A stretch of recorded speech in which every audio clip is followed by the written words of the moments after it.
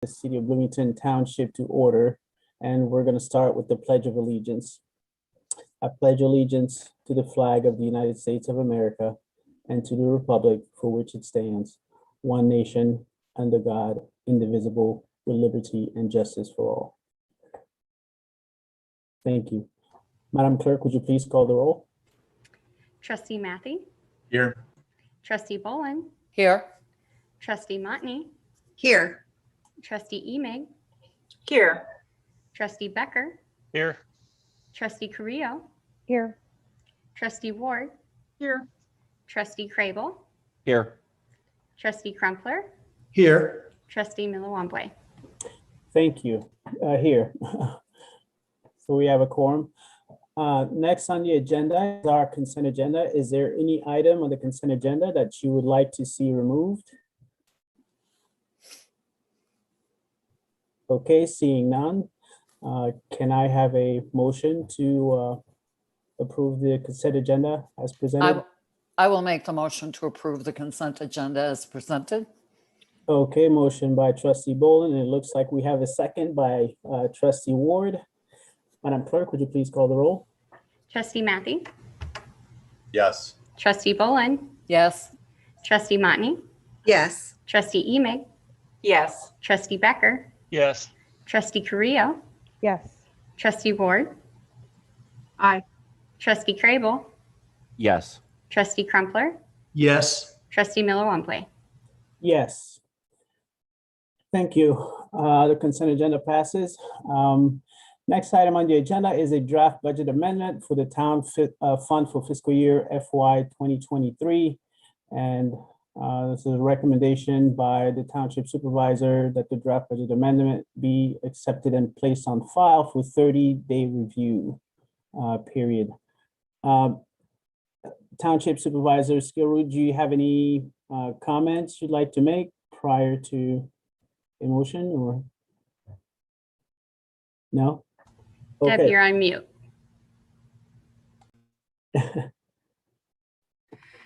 I do not, unless there are questions. Okay. Is there a motion to accept the recommendation? I will make that motion to accept the recommendation. Okay, motion by Trustee Bolin. Is there a second? Okay, second by Trustee Ward. Madam Clerk, would you please call the roll? Trustee Matthey, Yes. Trustee Bolin, Yes. Trustee Motney, Yes. Trustee Emig, Yes. Trustee Becker, Yes. Trustee Carrillo, Yes. Trustee Ward, Aye. Trustee Crable, Yes. Trustee Crumpler, Yes. Trustee Milawambwe. Yes. Okay, next item on the agenda is a recommendation to reschedule the July 26, 2021 Township Board meeting to August 2nd, 2021. Township Supervisor Skillroot, do you have comments prior to us accepting a motion? Based on township code, we always run into this problem of the 30-day waiting period.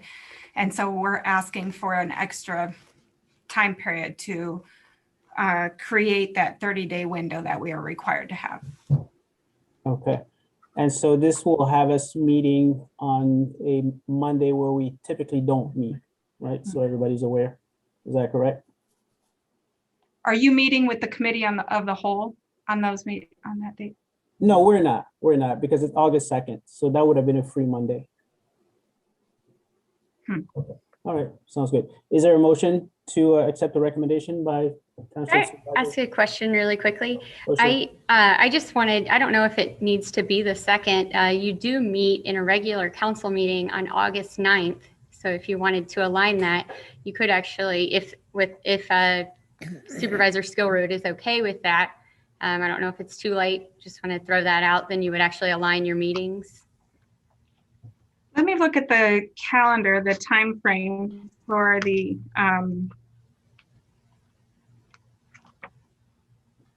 we're on such an aggressive timeline. Let me look at it real quick. Sorry, don't mean to throw a crunch in it all. Just might save you a meeting.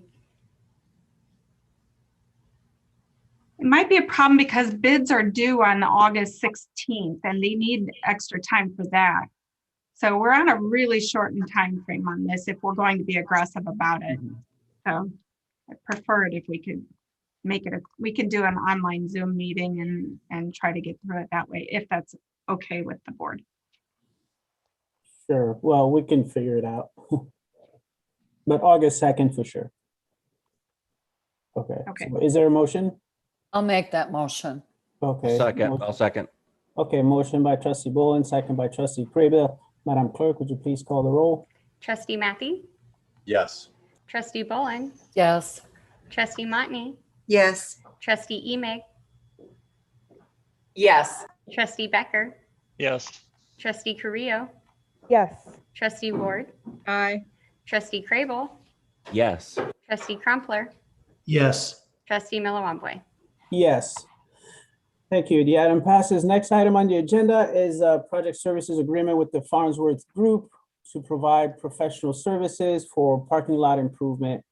And a recommendation to pass this item by Township Supervisor Skillroot. Do you have any comments prior to a motion? I do not. Okay, so is there a motion to pass the item as recommended? I'll make that motion. Okay, motion by trustee Boland. The I'll motion- second. Second by trustee Crumpler. Madam Clerk, would you please call the roll? Trustee Matthew, Yes. trustee Boland, Yes. trustee Motney, Yes. trustee Emig, Yes. trustee Becker, Yes. trustee Carrillo, Yes. trustee Ward, Aye. trustee Crable, Yes. trustee Crumpler, Yes. trustee Milliwamboy. Yes, next item on the agenda is our report by elected officials, and we're gonna start with Township Supervisor Skillroot. Okay, thank you all for supporting Township with this aggressive timeline. I appreciate that very much. In terms of the flooding around the area, we escaped any damage. That was a good thing. We did have some issues with our street in front of the Township parking lot. It's very full of mud. We had a wash away of some debris, but we're doing pretty good in this area. So luckily we didn't have any leaks.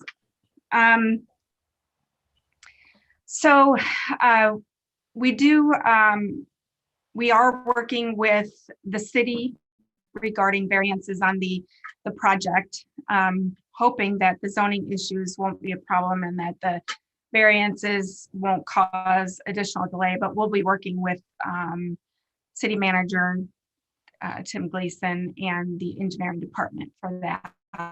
So I don't have any additional other than general assistance has been a little bit slow, and that's because the federal state funding they're still providing unemployment to a lot of individuals and not needing our assistance as much yet. I do anticipate and look and appreciate your support with providing more additional funding in the SERP program for utilities. And that would include potentially water bills with that if federal funding and state funding haven't provided that. So we're just preparing and setting ourselves up for additional township services. Any questions on that? Okay. Okay, it doesn't look like we have any questions. Thank you very much. Thank you. Okay, next is Township Assessor Steve Scudder. Hey, good evening. The chart that I provided you is the tax rate for the city of Bloomington for property taxes. The formula for the tax rate is the levy divided by the total taxable assessed value equals the tax rate. And to get your tax bill is the assessed value of your property minus any exemptions times that rate equals what your tax bill will be total to. So is there any questions on the chart provided?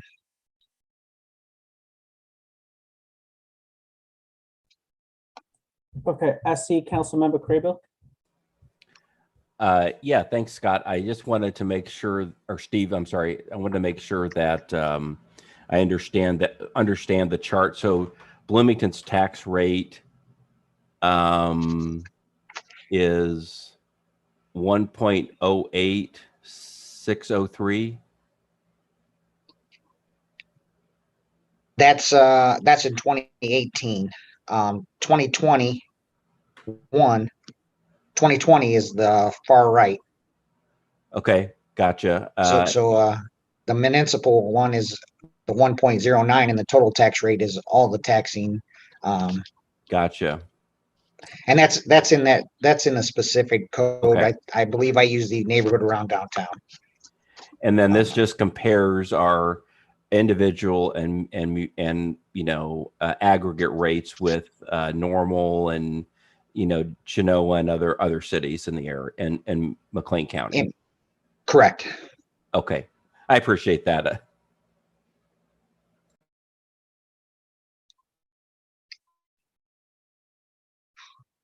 Anything else?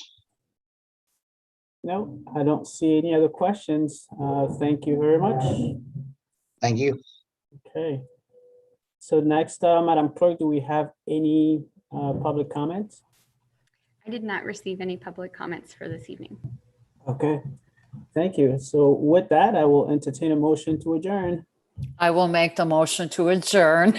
Okay, motion by the motioner in chief, Councilmember Trustee Bolin. Second, I'll second.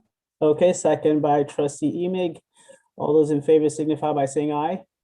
Aye. Aye. Okay, we'll see you in 15 minutes. Thank you. Okay. Thank you.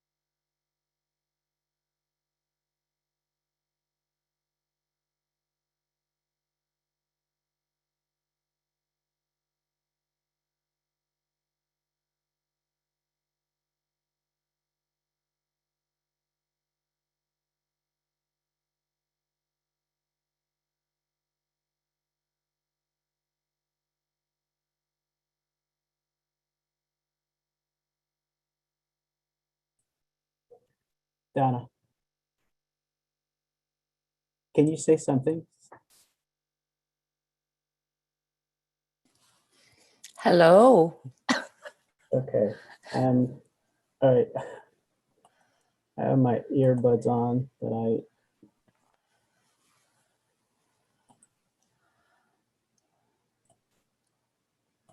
let me see.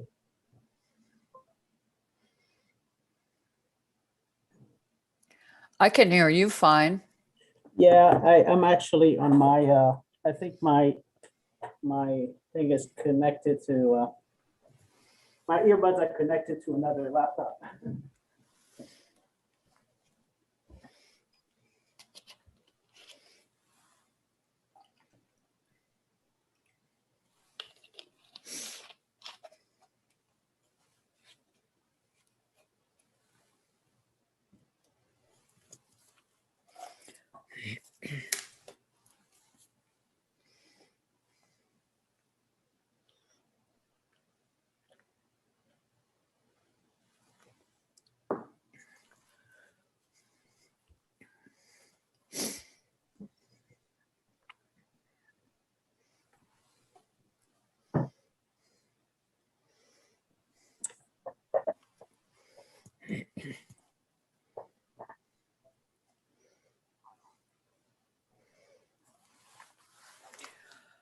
Okay. Says I'm connected. I don't see your face. There you are. There you are. Hey. Okay, it says I'm connected, but it's not coming through my ear, so it's fine. I'll just do it with the regular audio. If you hear the dog, sorry.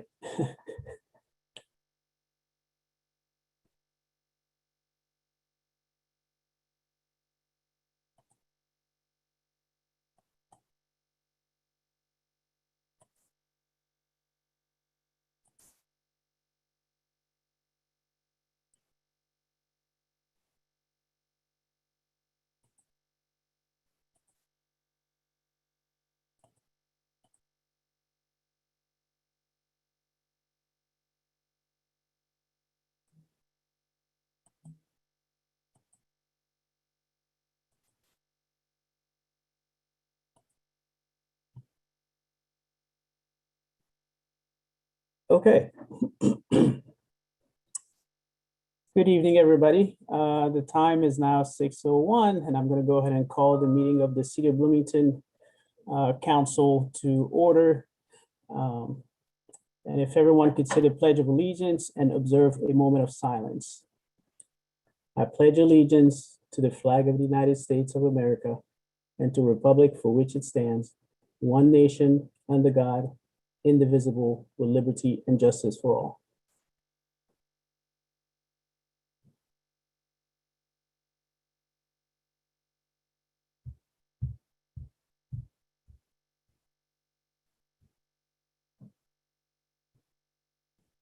Thank you.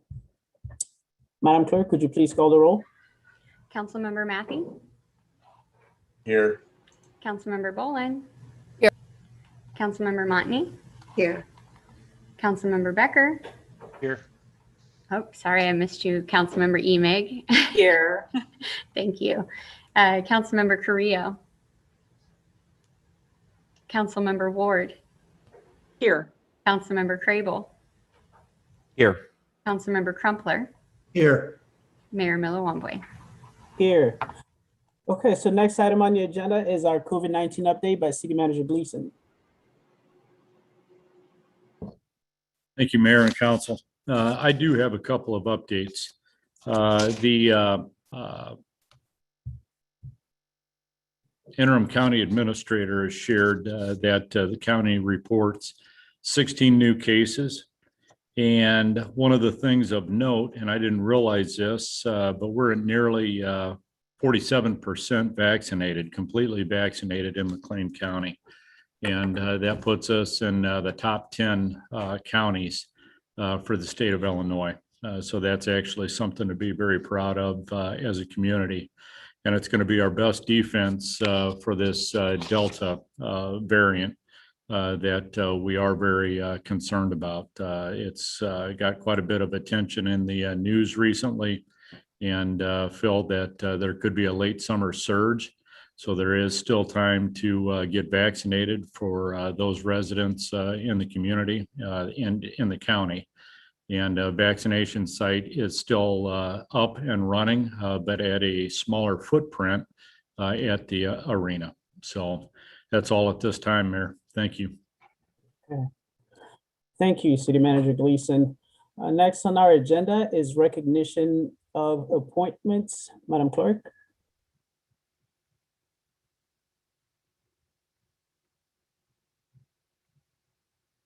All right, thanks. So we're recognizing the appointment to John M. Scott Healthcare Commission. We have Catherine Crockett, Elaine Hardy, Adam Houghton, Karen Schmidt, Brad Seekerd, and Kiana Wilkinson. Next up, to the Citizens Beautification Commission, we have Johnny Painter, excuse me. And for reappointment to the Technology Commission, we have Jennifer Brown and Robert Davis. And for reappointment to the Transportation Commission, Ricky Lee Benecke. And that's all. Okay, thank you very much. And thank you to all those individuals for being willing to serve the city of Bloomington. We definitely appreciate it. Next on our agenda is public comment. Madam Clerk, do we have anybody signed up to for public comment? We do. So we actually received emailed public comment from William Klingman and Dustin Frisch. Those were provided to council earlier today. And in person, we will have Scott Steimling and Noah Tang. And then we'll have 3 up that will be a call-in. Okay, thank you. So public comment is an opportunity for speakers to provide their views and feedback to the city council. It is also an opportunity for the city council to listen and hear diverse points of view. To maximize the impact of public comment and show respect for the expression of all views, speakers should maintain civility and focus on city issues. Speakers must identify themselves for the record, but are not required to give their address. Each speaker is given the floor for 3 minutes, and the council does not respond or engage in debate. Any speaker that engages in threatening or disorderly behavior will be deemed out of order and their time ceased. So with that, Madam Clerk, could you please call the first speaker? Yes, if Scott Steimling would approach the camera to speak.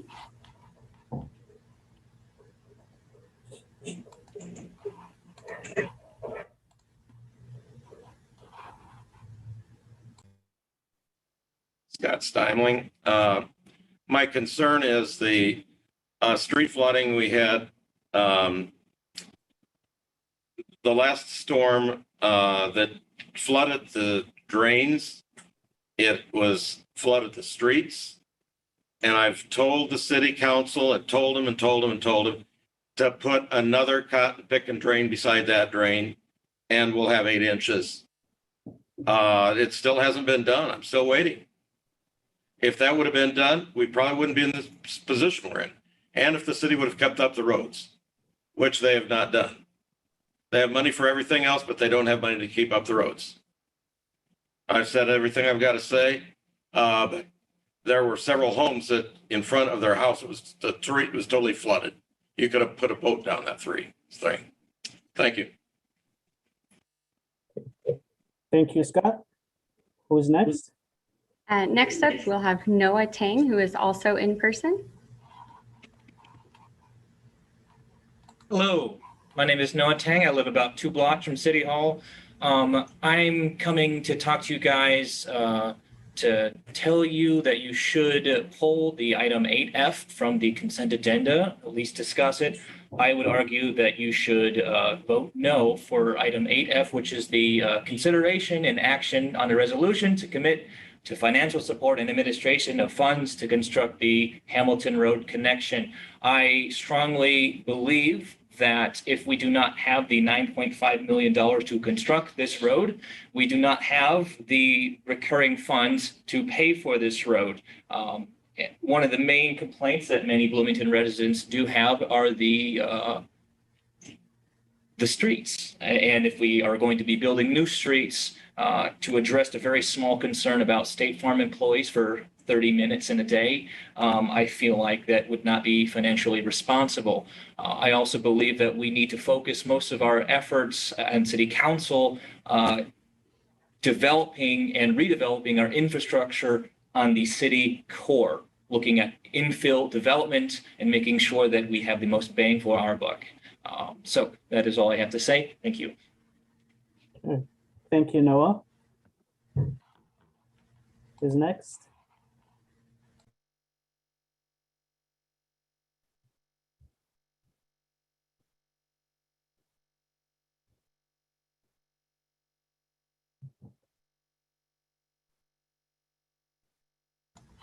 You're muted. Sorry, there we go. Next up is Leah Klein. Leah, you may have to click *6 to unmute yourself. Can you hear me? We Yes. can. Go ahead. Okay, thank you. My name is Leah Klein, and I live on West MacArthur Avenue. In addition to being a resident of the West Side, I'm also an elected member of the McLean County Board representing District 8. District 8 encompasses all or part of Member Carrillo, Member Mathy, Member Ward, and Member Emig's Ward. These areas that we represent contain a fairly high concentration of historic houses, businesses, and infrastructure. Like so many residents in my district, I got an unhappy surprise in the midst of the downpours on Friday night. While my basement walls were not letting water in, the city drains were. I had ankle-deep water in my basement, ankle-deep water that was bubbling up from the city's systems at an alarming rate. This presented both a risk for my house's systems, but also my health. In the historic neighborhoods, unlike newer construction, these drains convey both runoff and sewage. So the water bubbling up in my basement contained all sorts. When the water finally receded, my cleanup did not just involve getting rid of wilted boxes. It involved a full sanitary clean of everything touched by the sewer-laden water. In the following 2 days, I heard from many neighbors and district residents about their flooding. Repeatedly, I heard that they got most of their damage from water that came up into their homes through the city's system. Now they are going through the horrible task of clearing away and cleaning up, disinfecting, and trying to make their homes safe to live in. In the short term, I hope that you will support Member Mathy's proposal to waive the cost of bulk trash pickup over the next 2 weeks as our community cleans up from this catastrophic weather event. There is already debris ready to be picked up along the roads, but I know many people are still in the process of starting their cleanup efforts. I know waiving the fee is an expensive venture for the city, but it seems especially cruel for the city to charge residents additional fees at this time, especially for those of us whose damage came as a result of inadequate, outdated city infrastructure. Furthermore, I hope that you will ensure that the City of Bloomington staff who are tasked with picking up this refuse will be provided with appropriate protective gear. As I mentioned, in the historic neighborhoods, waste removed from these basements has been soaked in water that came up through sewers. No staff member should be asked to pick up this without proper precautions. And lastly, I implore you to finally get serious about repairing and updating the infrastructure and historic core of our city. This is not a new problem, but it is a problem that has been kicked down the road or slow walked for decades, and the residents are paying for it. It should not take a 500-year flood event to convince you that this is not just an infrastructure problem, but it's a public health problem. The residents of all parts of the city should be able to rely on proper functioning drainage and water systems that will keep sewage from regurgitating into their homes. I know you can't stop the rain and you can't anticipate all problems, but the city has known about these problems for years and has been slow to respond. Please prioritize these important improvements now. Thank you. Thank you, Leah. And who's next? Let's see. Next up, I did have Crystal Abel and Luisa Gomez that had registered, but they are not present in the meeting under the phone number that they registered with. So that would end our public comment. Okay. Thank you very much. Next, we are going to move on to the consent agenda. And I do believe that, Madam Clerk, you have an update for us on item 8I. I do, thank you. I just wanted to bring up the item 8I. That is a special use permit for North Mason for vehicle sales. There was actually, at the request of Council Member Ward, there were some changes made to the ordinance that was originally included in the packet on Thursday. Those changes, they basically added language to the ordinance so that things that were already present in the plan that was presented as Exhibit B in the original packet, they tied verbally into the ordinance. I hope that that makes sense. Anyway, for the public, it was that edited ordinance was provided to council earlier today for their review. And so if council would like to move forward with that item, we're not requesting that it be pulled from the consent agenda, but if when you make your motion, if you would just make a motion that the consent agenda be approved to include the amended ordinance for 8I. Thank you. Okay. Awesome. Sounds good. Is there anything else that anybody would like to pull from the consent agenda before we go forward? Oh, okay. I see Councilmember Carrillo. F like Frederick. I'm sorry, I couldn't hear you very well. Could you speak a little louder? Item F Okay. like Frederick. 8F. Okay. Sounds good. Anybody else? Okay, so seeing none, is there a motion to approve the consent agenda with the 8I edited version? I'll make the motion. Okay, motion by Councilmember Carrillo. I see a hand by Councilmember Ward. Is that a second? Okay, thank you. Madam Clerk, would you please call the roll? Yeah, and I just before I take the roll, just to clarify, it'll be without 8F. Yes, without 8F. All right. Thank you. Councilmember Matthey, Yes. Councilmember Bolin, Yes. Councilmember Motney, Yes. Councilmember Emig, Yes. Councilmember Becker, Yes. Councilmember Carrillo, Yes. Councilmember Ward, Aye. Councilmember Crable, Yes. Councilmember Crumpler. Yes. Okay, thank you. The consent agenda passes. There are no nays to announce. So next we are going to go on to 8F. Councilmember Carrillo. Thank you. I wanted to pull it. I would like the opportunity to vote no. I do think that Noah made a very compelling argument and covered most of the reasons, but I would implore my colleagues to consider voting no, especially as we have residents coming to us saying we want to see greater investments in infrastructure. Not all infrastructure is equal, right? The need is not equal throughout our entire community. And this feels like if we have the resources for this project, that we can put those resources to use elsewhere. Okay, thank you, Councilmember Carrillo. I see Councilmember Matthey with the hand up. Oh, lots of hands up. Let's go with Councilmember Matthey. Thanks, Mayor. So this road redirection is actually in Ward 1. I have two reasons why I'm going to support this. One is that it takes traffic off of Lincoln Street. Lincoln Street has become an issue with speeding of people who are trying to get to State Farm. The road was never designed for the volume of traffic, especially when people are trying to go to the work at the same time as Corpus Christi is having kids dropped off for school and picked up from school. So one is helping out the residents around Lincoln Street. The second one is the revitalization of the business district down there where the new road path would go through. And that business district, revitalizing all that area, the property values will go up, and that will help offset costs for other stuff that we do need to do around town. I know there's always a balance that we're trying to achieve between direct infrastructure costs and working into business areas at the same time. But we need to, if we don't create business areas and increase the property values in the business areas, the property taxes those businesses are currently paying or would be paying in the future will be moved over onto residents as personal properties. So It's always that balance that we've got to strike there. But I think that this is a necessary expenditure, in my opinion.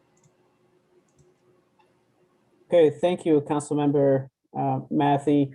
Next is Councilmember Kriegel. Thank you, Mayor. Just a few questions. I did ask some questions today of staff, and I appreciate those, those responses. One of the things I think when you have a project like this, it's been going on for such a long period of time to where we are now, is you always have to kind of ask, hey, is this still needed, right? I appreciate Jamie's comments on that. I was provided some traffic data on veterans between Commerce and Morrissey. And in the last, I guess, 5 years, the traffic's been about the same. But just a little bit of concern about the drop to some degree in employment by State Farm, as well as it looks like there's going to be some type of permanent or at least extended work from home, right? So, a question would be whether, it would be, still needed. And so, our cost would be about, $3,000. So I guess I'm going to vote in favor of it. I just always think when this comes up and we're asked to, basically say, hey, we agree, we want to continue to move forward with this, is to have that discussion and make sure it's still the best thing, for the city. So I'll leave it at that.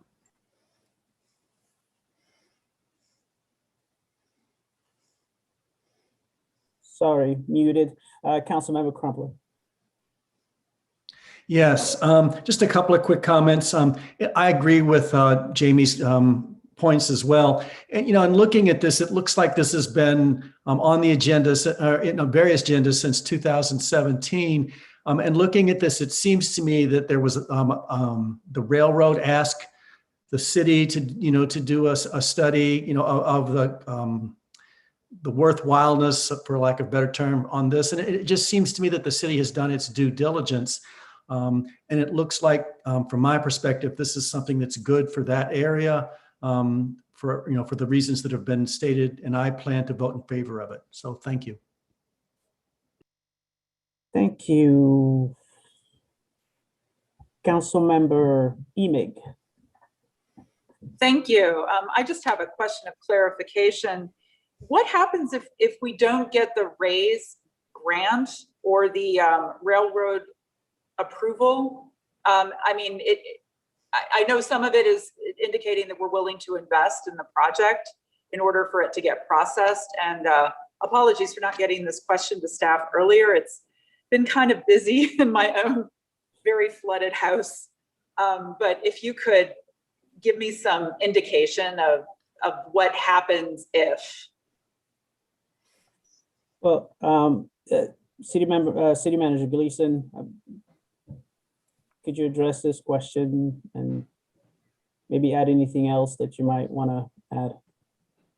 Thank you, Mayor. Alderwoman Emig, if we don't receive the RAISE grant under the Biden administration, which is very similar to the BUILD grant under the Trump administration and infra under the Obama administration, we just give it another shot next year with the consultant.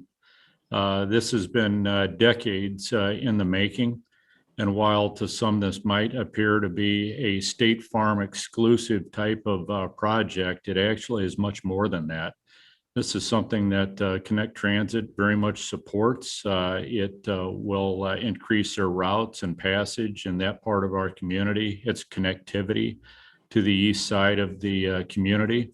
Also, we have a highly used VA clinic that you can only access from one direction. This would open that up as well.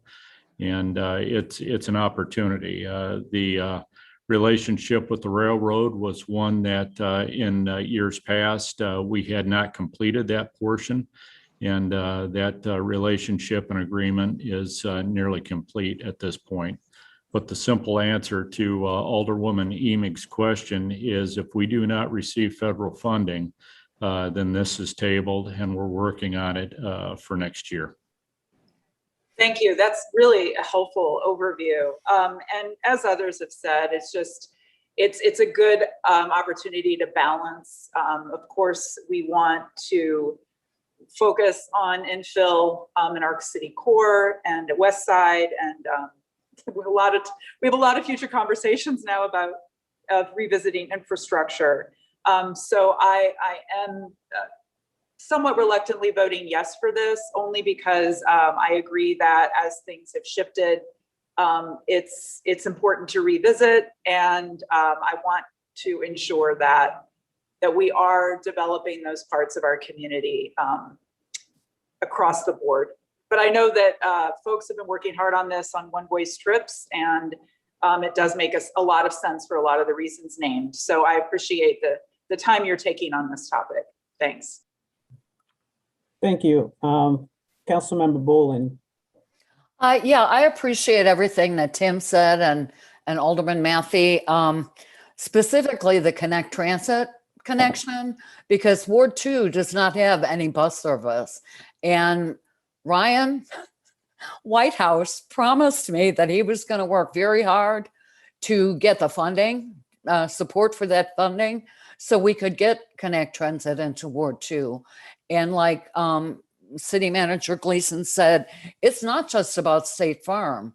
I had the misfortune of being on Rhodes Road when the fire trucks were trying to get through, and everybody had to, like cockroaches, go into the ditch so that the fire engines could go through out to the southeast side. So, and additionally, the primary source of property tax in Ward 2 is residential. So I am very much in favor of getting some kind of commercial or industrial. And there are some companies or businesses that are beginning to invest in that area along Hamilton, and I would like to be able to support that. So I'm going to be voting in favor of this. Okay, thank you very much, Councilmember Bolin. So with that said, is there a motion to approve the item as presented? I will make the motion to approve as presented. Motion by Councilmember Bolin. Is there a second? Second by Councilmember Matthey. Madam Clerk, would you please call the roll? Councilmember Matthey, Yes. Councilmember Bolin, Yes. Councilmember Motney, Yes.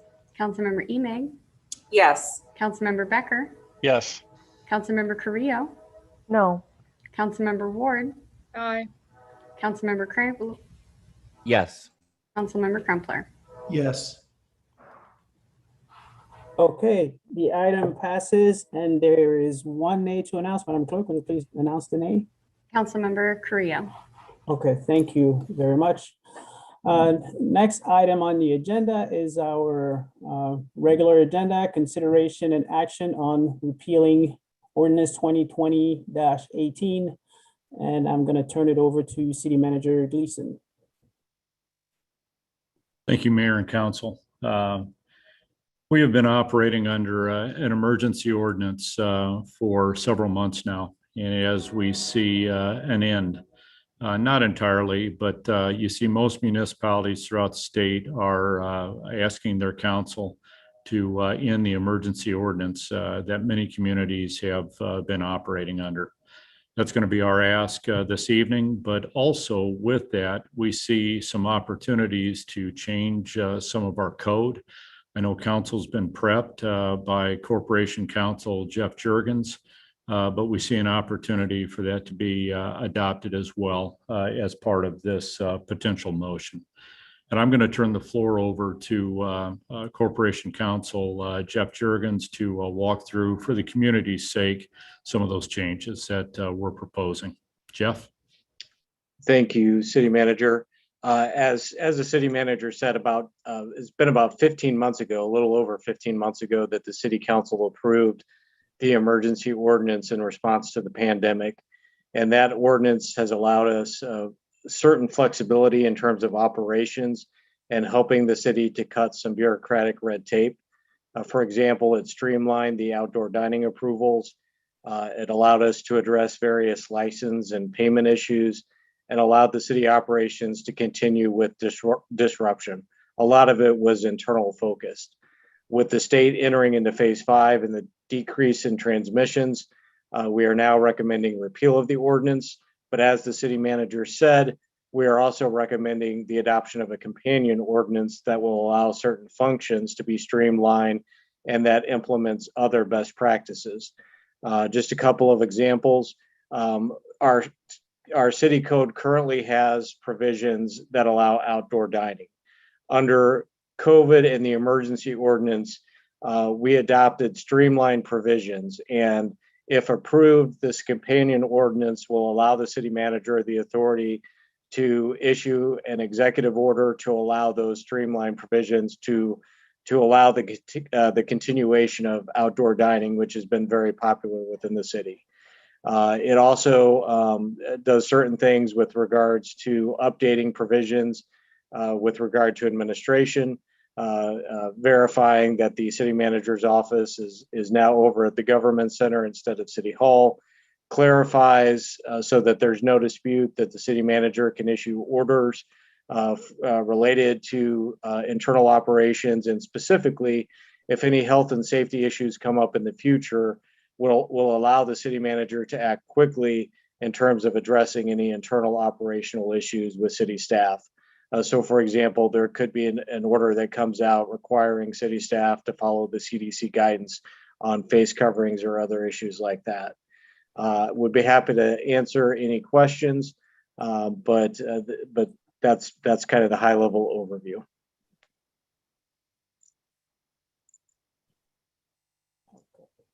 Okay, I see a question by Councilmember Matthew.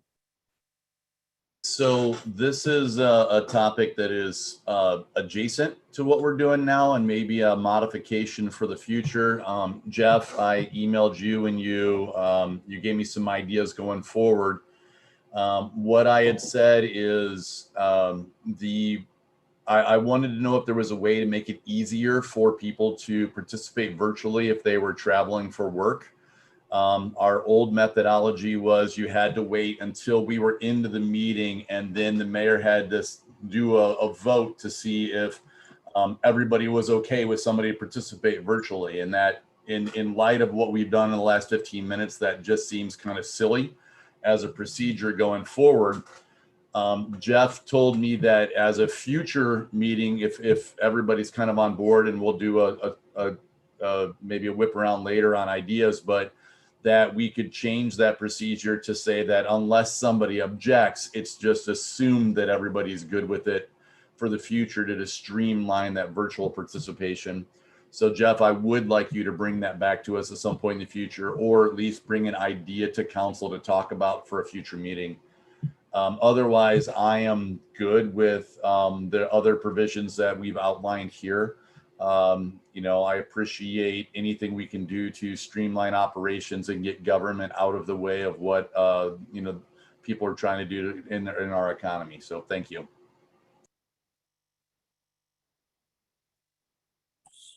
Thank you, Councilmember Matthew.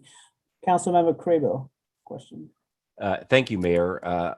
I'll just tag on to what Jamie said. But is there a way also that we can still allow people to make public comment virtually? If you think about it, there could be some people that maybe cannot get vaccinated or won't get vaccinated, and it would be safer for them to participate virtually. So if we could, consider that as well. The next thing is, I guess I want to make sure what exactly is changing. So we're taking away the emergency ordinance, or that's what's been proposed. We're going to add some things in under the new ordinance.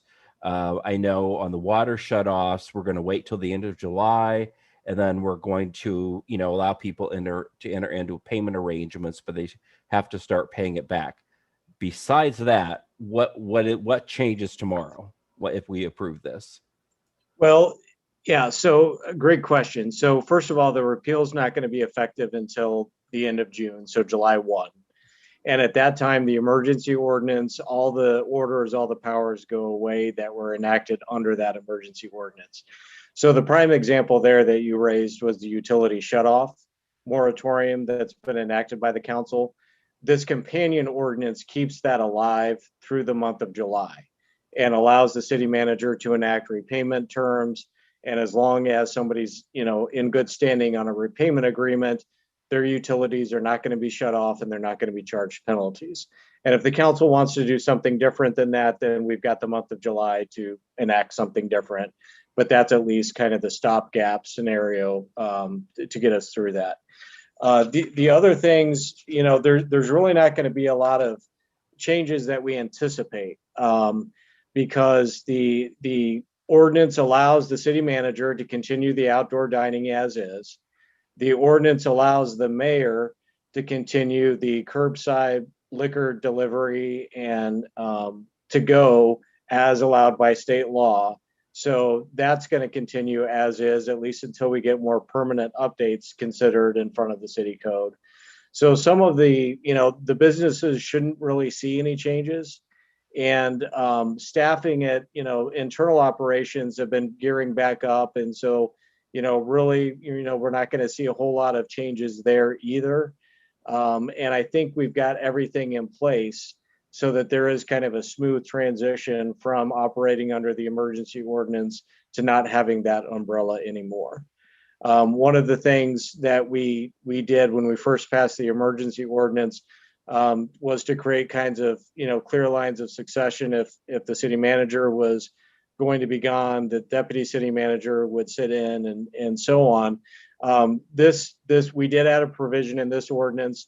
Under the current city code, it says if the city manager is unavailable, it says the mayor serves.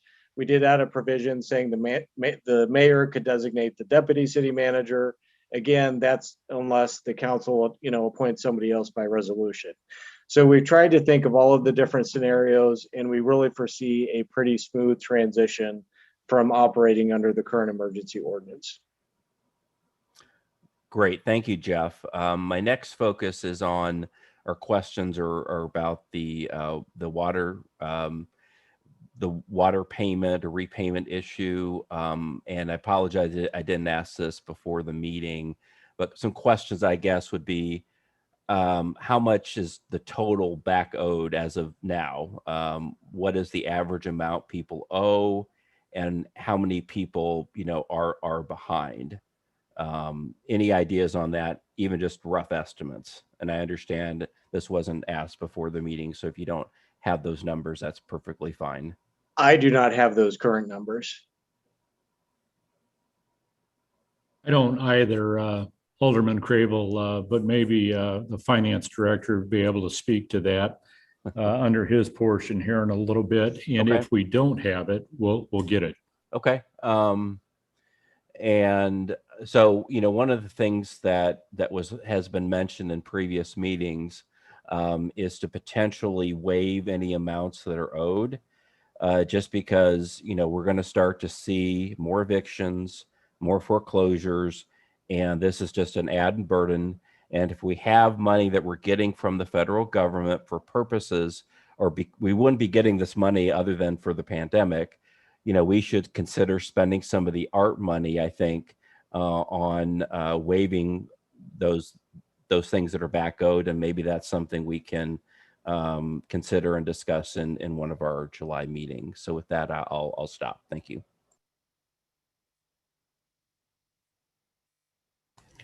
Mayor, you're on Thank mute. you, Councilmember Crable.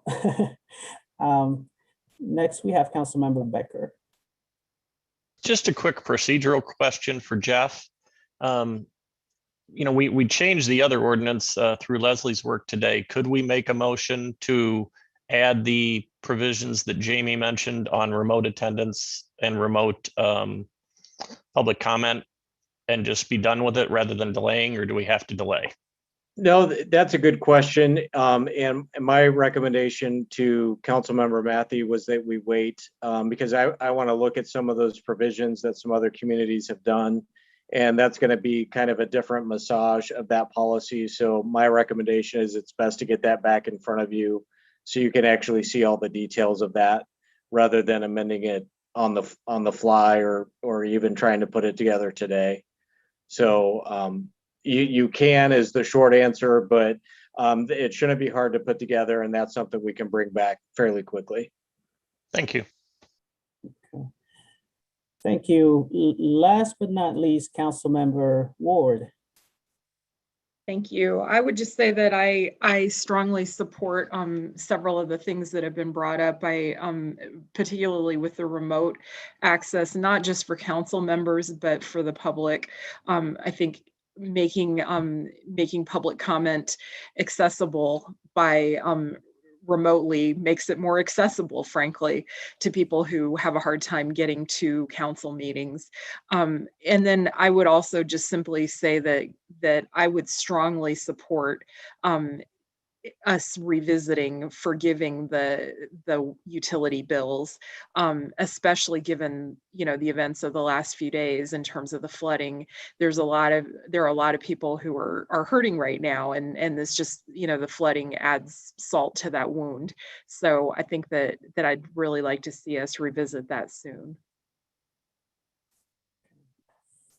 Thank you, Councilmember Ward.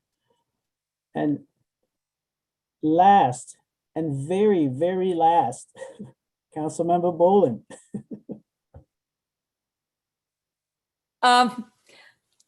When you brought back up the idea of remote, I think I had mentioned this to City Manager Gleason in the past. I think it might be worthwhile considering adding virtual recording of Planning Commission. Can you check into that? I know the Planning Commission is statutory, but they meet at 4 o'clock in the afternoon. People are still at work.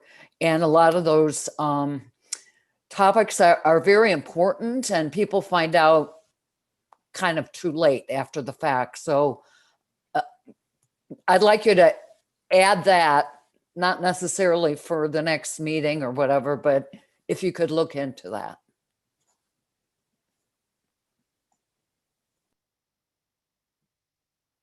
And it looks like Jeff Jurgens is nodding, thinking, pausing. Was that the question for him, right, to add it? I think that was the city manager, but I think I saw him nodding that Okay. he heard that. So, All right. Everybody's nodding. Great. Okay. And Jeff, do we do this in one motion, right? I know so there's two motions. So your motion can be to approve the ordinance repealing the emergency ordinance, and then to approve the other ordinance amending the city code. Okay, so is there a motion to approve the ordinance repealing the emergency ordinance? So moved. Okay, moved by Councilmember Ward, second by Councilmember Bolin. Madam Clerk, could you please call the roll? Councilmember Matthey?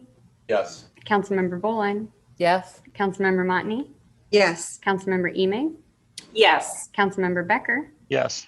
Councilmember Carrillo? No. Councilmember Ward? Aye. Councilmember Crable? Yes. Councilmember Crumpler? Yes.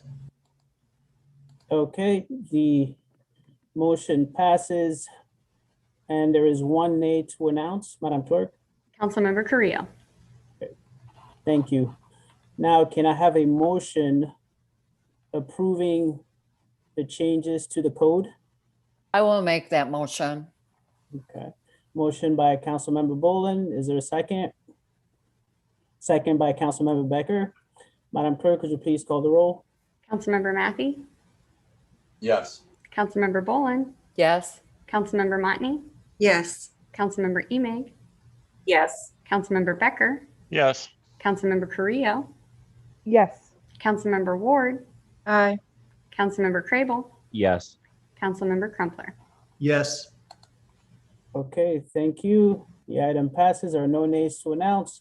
Next item on the agenda is our Finance Director's report. He's here. I'm gonna turn it over to City Manager Gleason for some introductory remarks. Thank you, Mayor and Council.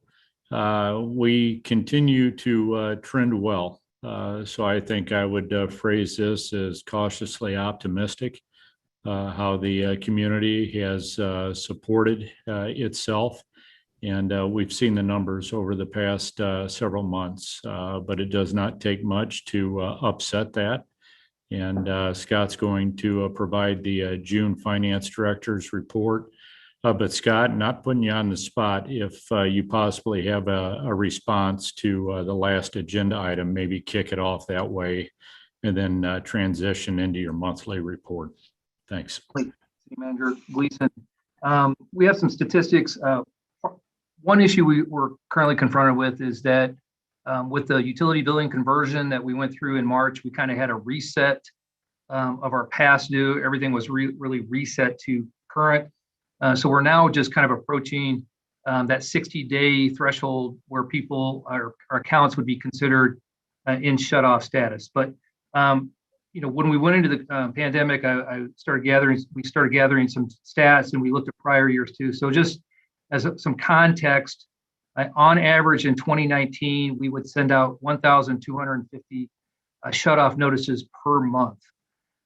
We'd only end up shutting off on average 161 accounts. So the shut-off notices were effective in that regard. That's just a statistic. I'm not making a comment as to what that might result in with this pandemic-related issue that we're confronted with. Right before COVID hit, we sent out about 1,350 notices, and we had about $300,000 outstanding in that plus 60-day category. Right before we converted in mid-March, we had 2,300 accounts. So it went from 1,350 accounts to 2,300 accounts that were in that 60-plus day status that would have been eligible for shut-off. The dollar amount went from roughly $300,000 to about $1.2 million.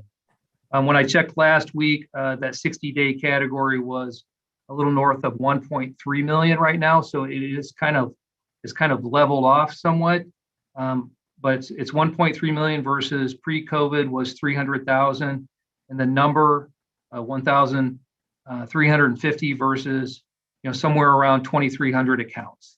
So those are the kind of the current statistics that we have related to the past due accounts that would be in shut-off status, which is over the 60-day category. And before we move on to the finance director's report, are there any questions about that? There's really, in the average is, we calculated this in, I think, May the first time, or June. We brought forward the idea of reinstating the shutoffs, and it should be about the same, a little over $500 per account related to those ones over 60 days. Is there any other pertinent data that would be helpful for council to know in reviewing this issue? I see Councilmember Crable has a question. Thanks, Mayor, and thank you, Scott. You had all the numbers. That's awesome. Just curious, I know the situation that if a tenant who is supposed to pay their water bill doesn't, then it becomes the responsibility of the landlord. So are some of the past due amounts owed, the 2,300, potentially landlords that are past due as well as individual residents? Yeah, I don't have the breakdown on the 2,300, but yes, those would include, I'm sure, many landlord tenant situations. So, I mean, potentially we would be, if we did waive these fees, we would be potentially helping out landlord as well. Potentially, yes.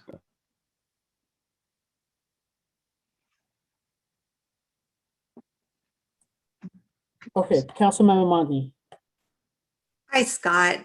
It seems like in listening to the council's prior discussions around this topic, the staff's recommendation included empowering the staff to make decisions on a case-by-case basis for forgiveness, which would allow the opportunity to help those who most need the forgiveness without a blanket forgiveness for everyone, including, as Jeff mentioned, the other population. Is that correct? We have not made any recommendations for forgiveness at this point. I would think that we would need to have a very specific guidelines related to who would qualify and who wouldn't, related to staff's assessment of that. That would have to come from an administration and the city council that would dictate, who would qualify versus, a blanket. So we have not recommended a blanket relief in that regard. The only other observation I have is that if we did provide a blanket forgiveness, we could present a challenge where we have people who have worked very hard to maintain current under dire circumstances that would be disproportionately affected by us making a blanket forgiveness for that entire population who wasn't able to pay or did not pay. Just an observation. Okay, thank you, Councilmember Motney. I don't see any other questions, Scott, so you can go ahead and proceed to your director's report, finance director's report. Phil, could you bring up the presentation, please? Thank you, sir. Can we go, let's just go back to the, thank you, title page first. A couple of opening comments. I'm going to cover year-end 2021 again this evening and next month as well. As last month, we were only 11 months in as far as some of our revenue categories. Recall that with our sales tax revenues, we get those 2 months after the effective month. So we just got our early second week of June, our revenues that were associated, that we booked back to April for sales, or home rule sales tax and state sales tax. So we will be continuing this conversation one more month. The audit will be going on through September, but most of the material adjustments should be made by next month, and we should have some relatively final numbers. Numbers are going to be very close this evening, so this should give you a good gauge, but there is that potential for things to continue to change. It's been apparent with the last revenues that we received that the federal stimulus dollars have been very effective. We've had some pretty material positive swings in our sales tax revenues. Just in 1 month, they've gone from a negative or under budget from the prior month to exceeding budget the last month. And our assessment here in finance is really that has to be a federal stimulus dollar related, having an impact. So I want to acknowledge that there are many residents and businesses that have been negatively materially impacted by the pandemic. But the city has been somewhat fortunate related to the federal relief we got last year, the local cure grant, the $3.2 million, the federal stimulus dollars, the trillions of dollars that are boosting the economy that we're seeing in terms of our sales tax revenues. And then as a matter of default, we've had reduced costs related to our programs, parked programs, et cetera, that we were not able to execute during the year that in effect resulted in some savings. So this has helped the city. It's going to have a positive impact, I believe, on our final year end. And that will help us going into 2022 address some of the goals that we've been discussing, such as paying cash for equipment. And we have O'Neill Pool that we basically just put a large borrowing in the budget for this for 2022. And so, extra dollars that we may realize coming out of FY 2021 are going to be able to help address those needs. Next slide, please. Thank you, Phil. So I'm going to highlight the far right column first. So you can see that home rule sales tax, the very last revenue budget month of the year for April was 12.85% over budget. The prior month, it was 11% under budget. So that was a $487,000 swing in one line item between our projection and the realized revenues. So very significant material impact, I believe, is from the federal stimulus dollars. We are also seeing the impact. It's taken through this later spring this year, early summer for us to really get some visibility on it. But the internet sales tax legislation changed as of January 1st, where online retailers were to begin charging the local taxes as part of that assessment instead of just a statewide tax. So we are seeing home rule tax dollars from those online retailers as well. And so that is having a positive impact as well. Sales tax, state sales tax. You can see that it was nearly 30% over budget. The prior month was positive as well, although we've been trending negative through much of the year. So that was a $491,000 swing in our projection, just from a month ago versus what we realized in state sales tax. If you slide over to the left, the other amount I have highlighted here is $66,630. State sales tax actually ended the year positive, so above budget. So, a very, very positive reflection on the local economy. But also, again, I want to emphasize, that we have to be cautious because I think a major component of these tax revenues are the federal stimulus dollars at work. So we want to be cautious about not applying this, to the coming year. Just running down the year-to-date variance column, we've discussed before income tax, finishing the year nearly $1.3 million over budget. Local use tax, this is internet sales tax, primarily $1 million over budget. Replacement tax, another type of income tax, $346,000 over budget. Home rule sales tax did finish the year 2.6 million under, but very positive trends towards the end. I skipped one in the right column. I want to bounce back over there before I comment on my note at the bottom here. Food and beverage tax, the final month of the year, 1.79% over the monthly budget. This is the first time we've had a positive variance to the food and beverage tax line item for the entire year. So I was very, very, very pleased to see that, not only for the city's sake, but obviously for our local restaurants and businesses, hopefully, positively impacting their business operations. So going back to the year-to-date dollar variance column, so there are some significant negative variances, but we do have some significant positive variances as well. I note at the bottom, I'd like to explain that a little bit. So our major tax revenues, these are our top 11 tax revenue categories. We have other tax revenue categories as well, but local motor fuel tax and 10% of our home rule sales tax are transferred out of the general fund to our asphalt and concrete. So I don't want to downplay those reductions because those do impact our streets and sidewalks. But from a general fund standpoint, if you add up the variances in that column and you net out the local motor fuel tax and the home rule sales tax of 10%, 264,000, we've had a negative net impact of $1.4 million from COVID. So in hindsight, looking back to some of the projections we're using earlier in the year, that's a very, I think, positive number to exit 2021 with. Next slide, please. Thank you, Phil. I've reduced this exhibit, and I forgot to mention, I'm just covering the general fund this evening. The enterprise funds are finishing the year. Revenues are on target, so I wanted to primarily focus on the general fund for the evening. Since this is where we've realized 100% of the year, 12 months, remove the projection column, simplify the exhibit.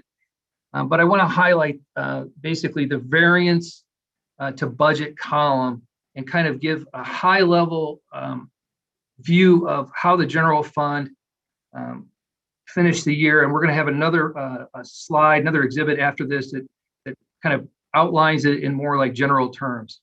So the way I'm looking at this, if you look at the grant COVID relief, that's the local cure dollars versus the taxes. So basically our losses in tax revenue of $2.3 million was essentially more than offset by the local cure grant.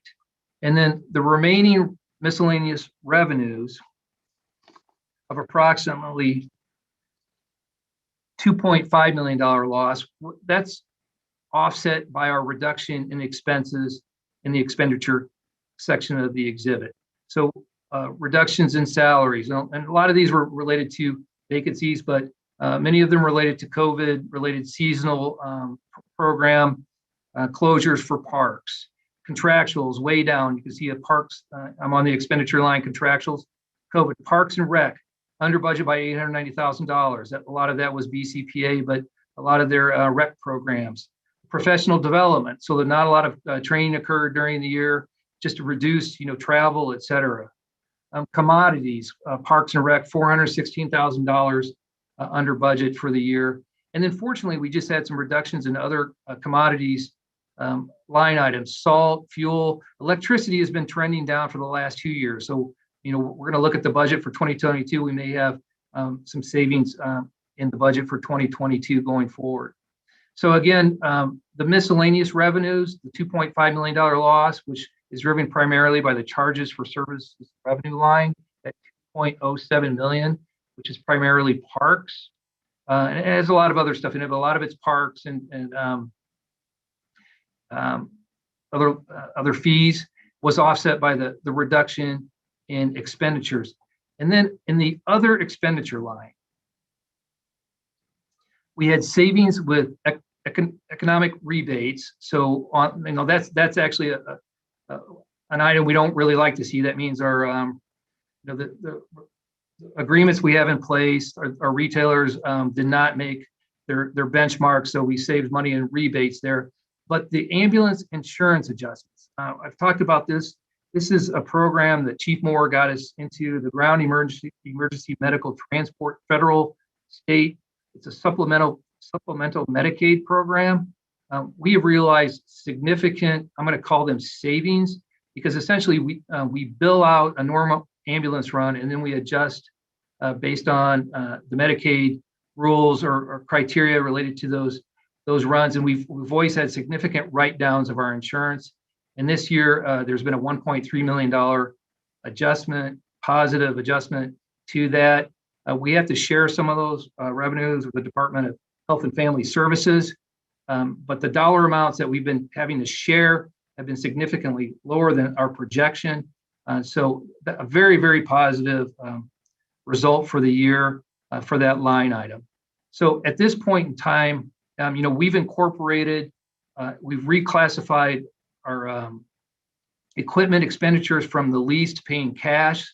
We've been able to incorporate that, a transfer related to being able to do some arena repairs. And we're still showing a 1.191 potential surplus exiting the year. Again, I want to emphasize with the federal stimulus dollars, we're uncertain as to the continued revenue trajectory into 2022. And also we have significant needs going into 2022. One of them is related to our goal of weaning ourselves off the capital equipment lease. And, if that surplus sticks, we may bring back to you after discussions with administration an idea of doing a budget amendment for 2022, converting our equipment purchases to cash and just really driving home, that strategic goal. And then we have 2 years in a row where we paid cash for equipment, and potentially looking at 2024 as a full cash for equipment year and realizing that financial goal for the city. And then, as I mentioned before, we do have the O'Neill Pool and park renovation. And I would like to put down a significant down payment. I would like to recommend that to administration and the council. But we have to finalize these numbers first and see where we land before we have those discussions. Next slide, please. So this is just a kind of a written summary of what I just outlined on that exhibit, because I really want the community to understand from a higher level what some of the offsets were in our general fund activity for the year, where we were able to make up ground, and how and why we are exiting the year as we look like we might be exiting. So again, our 2.3 million reduction in tax revenues, sales tax being the home rule sales tax being the largest component of that. We're offset by the local cure grant we received last year, $3.2 million of federal assistance. a $2.5 million reduction in charges for services and miscellaneous revenues, offset by reductions in expenses, comp, contractuals, commodities. And then we had that 1.3 million pickup in the ambulance insurance write-downs related to that Medicaid program. So very positive impacts, enabling us to pay some cash for equipment purchases, provide some funds for the arena for some HVAC unit repairs, and having that projected, almost $1.2 million surplus at this point in time. So, as I indicated at the beginning of the presentation, we're going to cover year end one more time in July. We'll have more visibility on any other audit adjustments. Revenue should be somewhat final. And then we should be able to present to council a pretty final view of 2021 at the July 2nd council meeting. So at this point in time, I will stop and see if there are any questions or comments.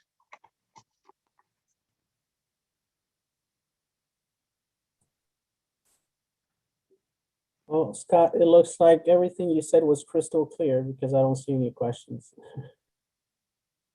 Thank you. Yep, thank you very much.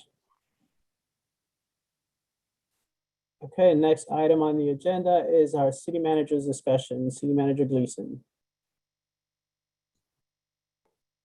Thank you, Mayor and Council. I've got some general comments, but then the majority of my comments this evening are going to be related to the storm this past weekend. Phil, I think I have 2 slides. Can I see the first one, please? And downtown farmers market, also get your fix on Route 66. That's the July 1st Friday for the Route 66 event. And then our downtown farmers market, they continue to be well attended. And they're every Saturday morning downtown, 7:30 a.m. to 12 p.m. Even if the residents of the community aren't interested in shopping, it's just a great event to get out, grab some coffee, grab a pastry, and just walk around the downtown. Next slide. And here we go. Saturday is on the square. This is a free show. Althea Grace will be performing on July 24th. Look forward to the various events that I know Melissa Hahn and her economic development team, her downtown staff, Samantha Malat and Catherine Dunlap have provided the community. And Rory from the Castle Theater is providing several that we've entered into a partnership with. So excited about those. Next item that I wanted to comment to was council meetings. The city clerk and I, Leslie, are at the City Hall, 109 East Olive. And this will actually be the last council meeting that's conducted here. So our first council meeting in July is actually on Monday, July 12th, same time, 6 p.m. But it's going to be at the government center that we share with McLean County. And that is 115 East Washington Street. And this will resume. This will be very similar to a pre-COVID meeting. No partitions. The residents of the community can attend.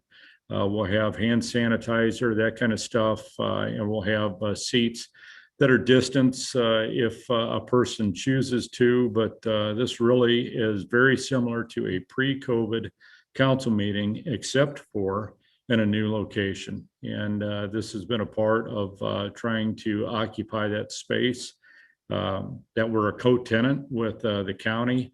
The Public Building Commission is the actual owner. And this is the next step in that long-term transition and project for the city. I'm going to transition to the storms that occurred this past weekend. A lot of comments that have been received, a fair amount of staff preparation. I know you as elected officials have taken several calls from constituents. Very much appreciate your support and patience as we work through something that we've not seen in decades. While I'm not going to say it's common, but it's not unusual to have a rain event where you might get 5, 6, 7 inches of rain, but it's over the course of a 5, 6, 7 day period where you have that kind of rain event. We had this rain event, the first round, over the course of a couple of hours. There is nothing out there that could have handled what we saw on that first storm.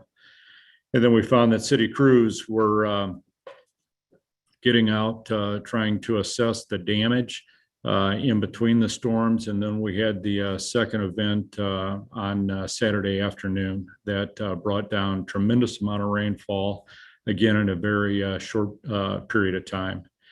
This is not a scientific answer, but the first storm, we saw a lot of flooding on the west side of the community. And then it seemed the second storm picked up a fair amount on the east side. We realized that major portions of the entire community were impacted by these two storms. When I talked about the patience of the elected officials, many of you reached out. Definitely was talking to the mayor over that 48-hour period quite often. And I was out and about as he was, and I know many of the elected officials were as well, just checking out the community. But during those storm events, this really was about life and safety, health and safety type of rescue missions. And in some cases, that was the case, where we had bridges overflowing, we had roads that were overflowing, and we were trying to prevent a loss of life. I mean, you get water moving that quickly, that is very much a possibility. And then in between the storms, something that we might travel, every day that doesn't appear to really be a bridge, but it's over a runoff, but actually is a bridge, and there is a structural component to it. You found that the Public Works engineering staff worked in between those two storms trying to make sure or confirm that the structural integrity of some of these roadways and bridges was still intact. So that was the concern. And then trying to remove the mud so that the street sweepers could come by and do their work to clean up the roadways. Knew that there was going to be flooding. Knew that there was going to be large amounts of debris to clean up after the storm. If it was not blocking the road, it was not something that we handled immediately. When the second storm ended and throughout the course of yesterday, the question became, what are we going to do with the large amount of debris that's in the personal homes? And can we start taking those out to the curb? Can we start messaging that we're going to pick that material up immediately, and how was that going to occur? The one thing in messaging was that I do not want to commit to a date that I'm going to be picking this up, because I'm still doing assessments of what kind of damage is out there. Again, similar to what we did in between the storms on Saturday. Well, what we're finding, and not surprising to a degree, but I am surprised to the degree that we're finding this. Public Works staff are out addressing 30 plus sinkholes throughout the community. And this is day one post-event. So we fully expect that possibility is going to increase. One of these sinkholes is adjacent to one of the railroads. So we're working in combination with one of the railroads in the community. We also had communication with the county emergency management group, the county itself, the town of Normal, Benward. So this was a all hands on deck moment for all of these different entities, and the communication was ongoing. I fully believe that the different entities were working very well together while trying to handle and manage their own disaster event. And that's, I think, the right way to call this. What we are doing, and it's something that many of the elected officials, the mayor said something early Sunday morning when we connected, is the bulk pickup. And that is something that the city is going to commence. We've already been messaging this starting this afternoon. Needed to make sure that I had the blessing of the elected officials. Assumed I knew the answer, but it was still a step that needed to be considered. And the mayor reached out to you guys. I was part of those responses.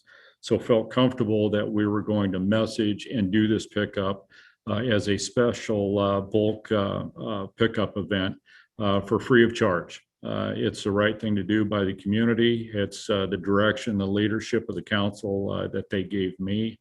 And that's something that will start on July 6th.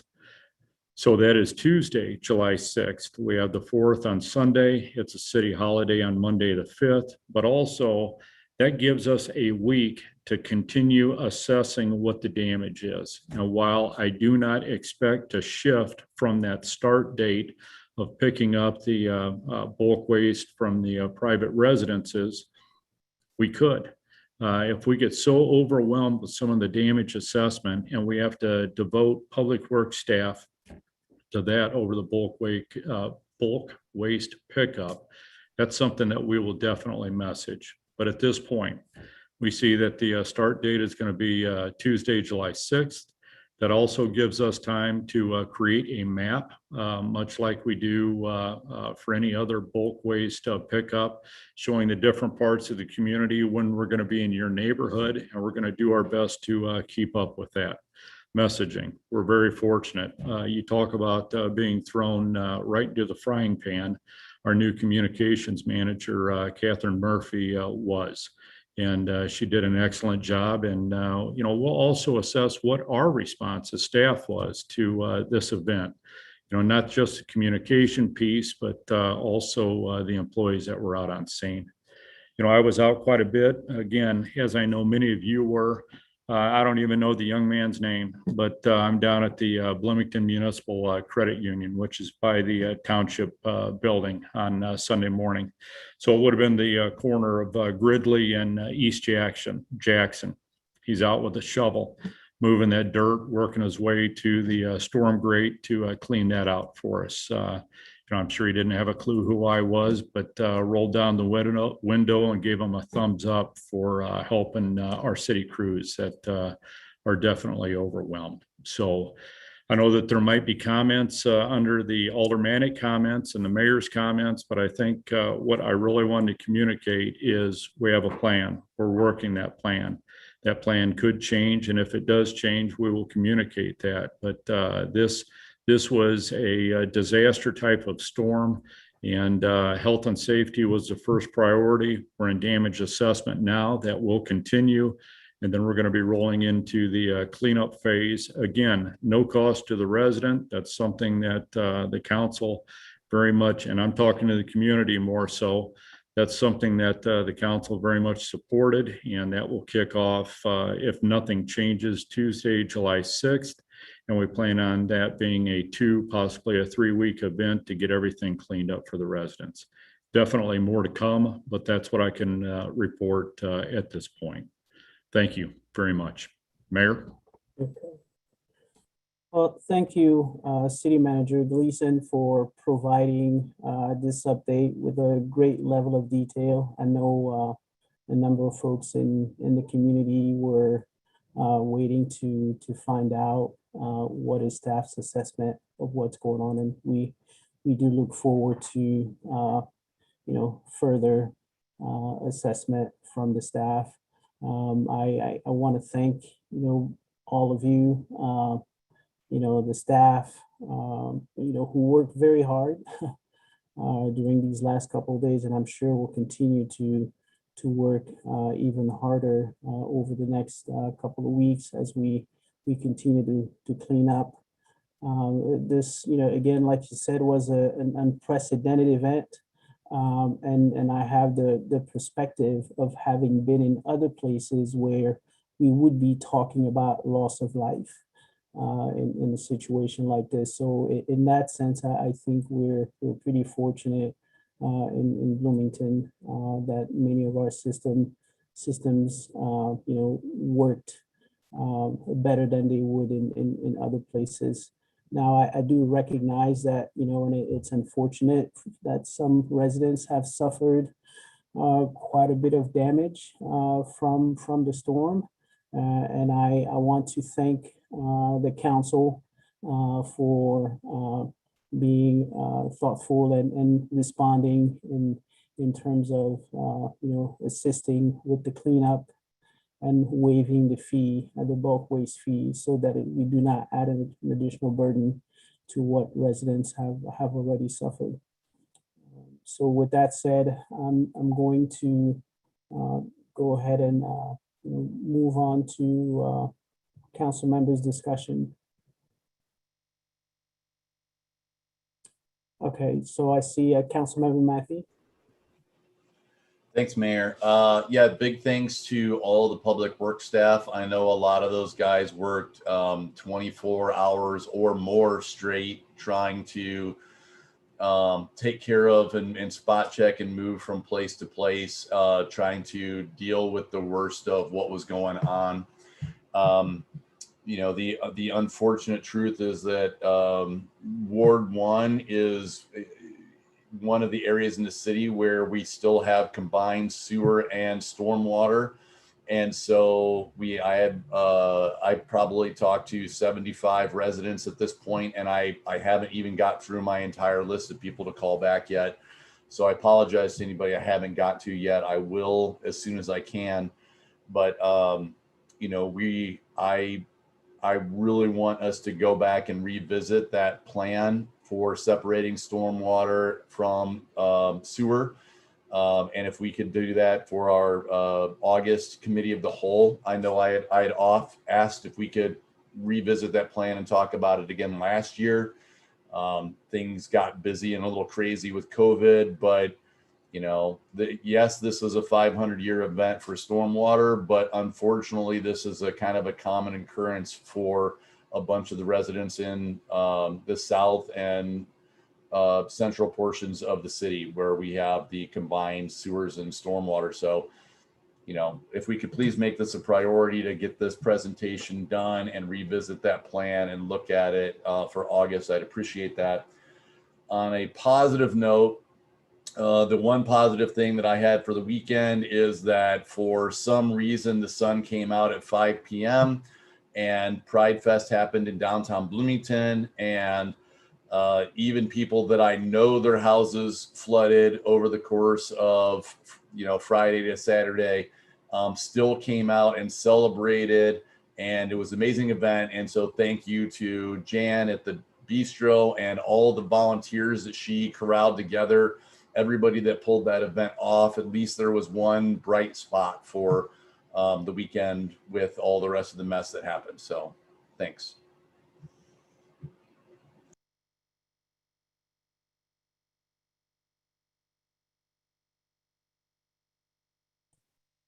Sorry, I was on mute.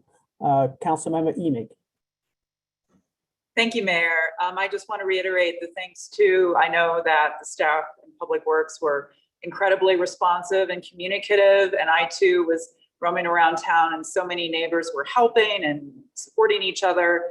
We had help taking all of our sewage logged stuff out of our own basement this weekend. And so I also want to reiterate what Alderman Matthew said about understanding the context of Mother Nature, but this kind of weather event is likely to occur again, and it's definitely worth visiting the infrastructure in our older parts of town. Yay for the Locust Colton Sewer Separation Project.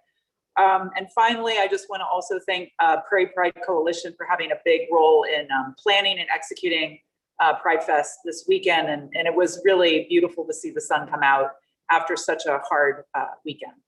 Thank you. Thank you. Councilmember Becker. So I also, I don't want to be redundant, but I want to say thank you to folks. I talked with one of our firefighters, and he told me that the number of calls over the weekend, and was anecdotal, right, was the most he'd seen in his career. And he just talked about the number of rescues and things like that that were just amazing to me, how much they were able to accomplish. So I think that needs to be acknowledged. I do want to acknowledge also the comments that came in from the ward. Is Alderman Matthew stated, I talked to an awful lot of people via email or whatever method they wanted. And there's one thing that you mentioned, or I think City Manager Gleason mentioned, was communication. And I think that's something that, though we got out some press releases about what we're doing, I think the community asked very clearly when talking to me that we have a central place for updates so that when things like this happen, we know. And in that central place, it needs to not just say, hey, what we're doing, but this is what you as a community member should do. If you're seeing problem A, don't report it. We got it under control. Just wait. If you're seeing problem B or there's anything urgent, take these steps, call this number.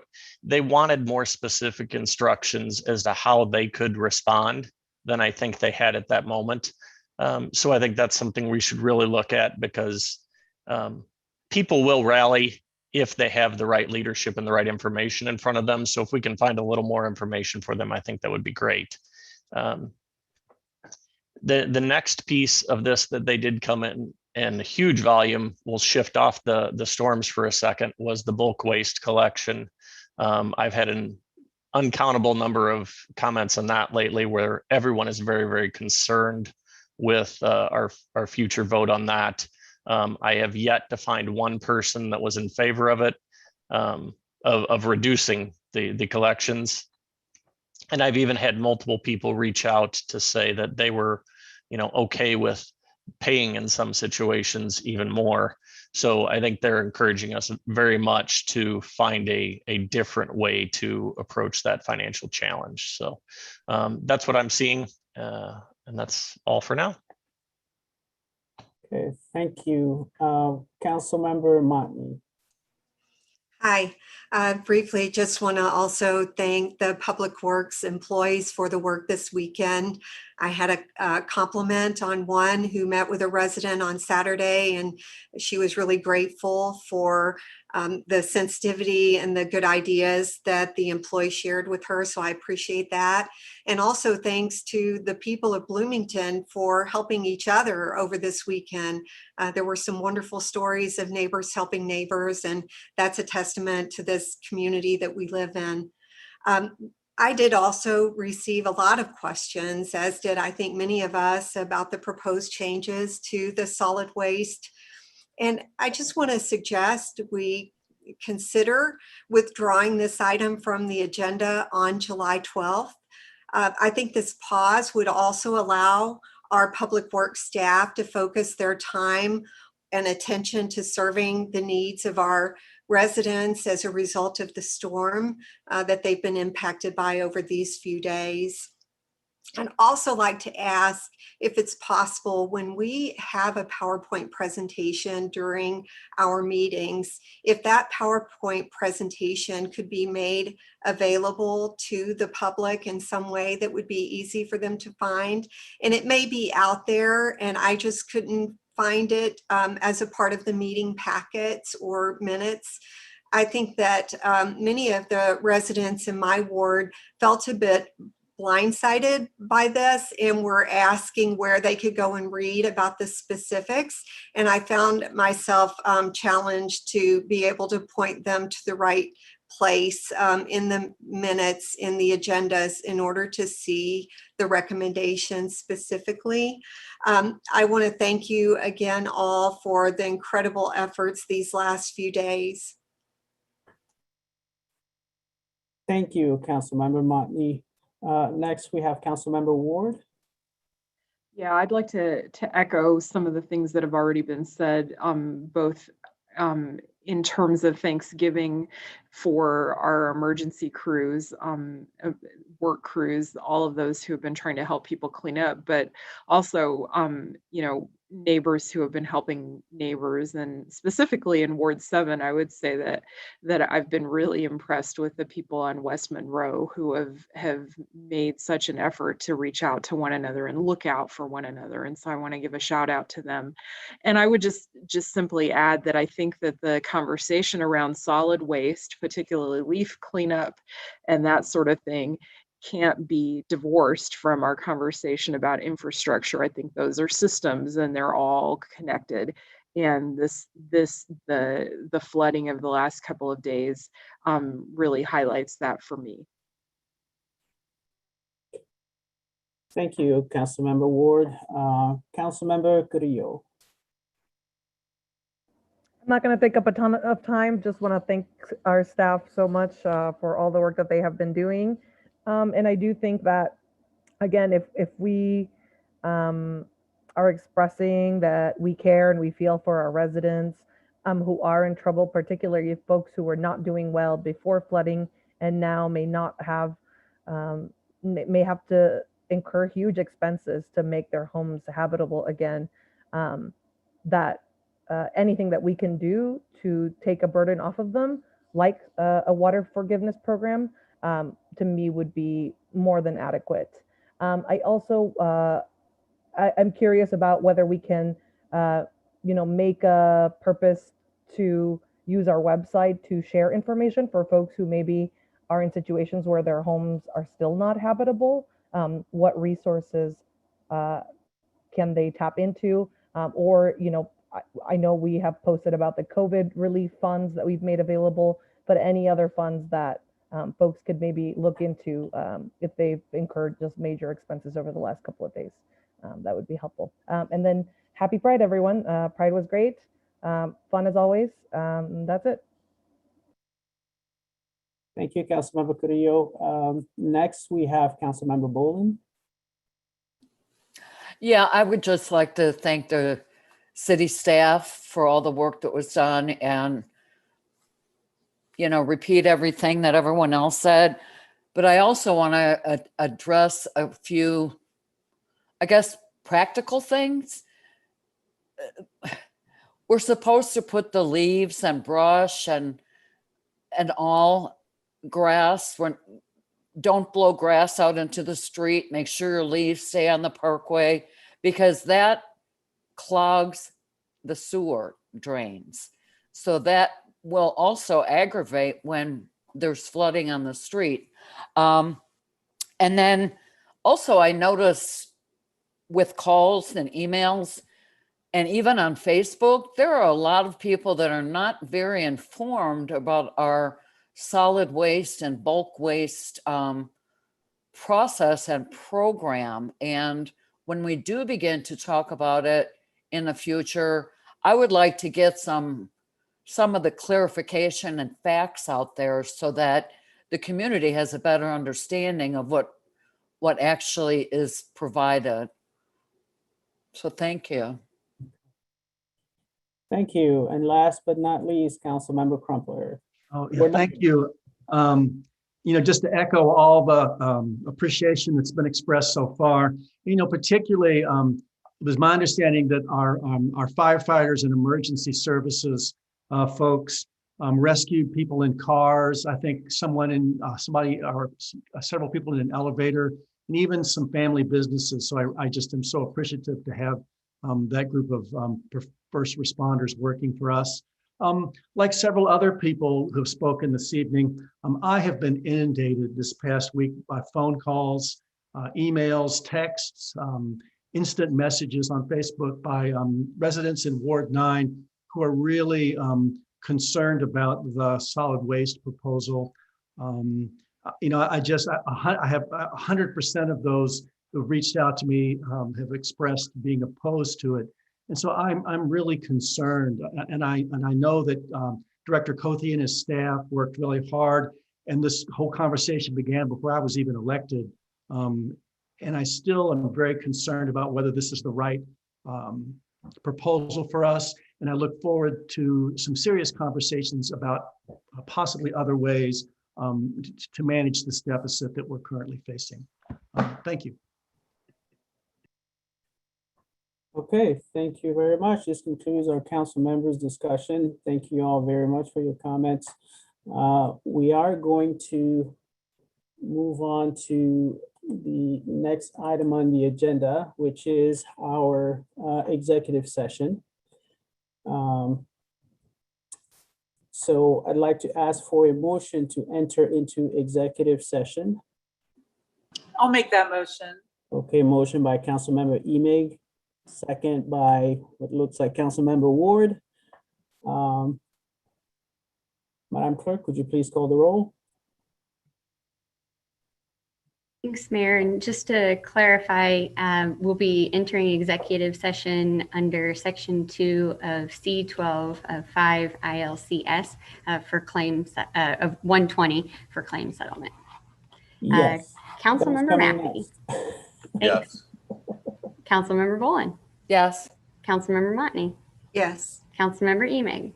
Yes. Councilmember Becker. Yes. Councilmember Carrillo. Yes. Councilmember Ward. Aye.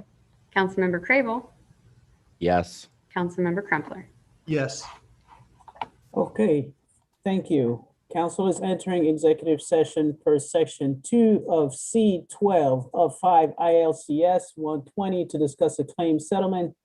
Council will now exit this meeting and will return to open session for adjournment after executive session. So council members, if you could leave this session, and there is another link from Phil.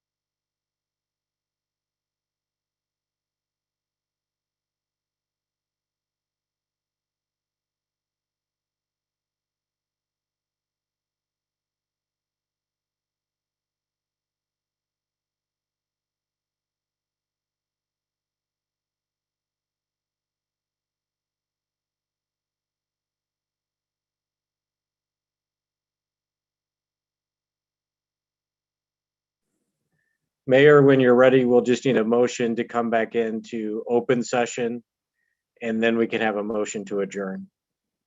I'll make the motion to come into open session. Second. Okay, so we have a first and a second, and Madam Clerk, could you please call the roll? Councilmember Matthey, Yes. Councilmember Bolin, Yes. Councilmember Motney, Yes. Councilmember Emig, Yes. Councilmember Becker, Yes. Councilmember Carrillo, Yes. Councilmember Ward, Aye. Councilmember Crable, Yes. Councilmember Crumpler. Yes.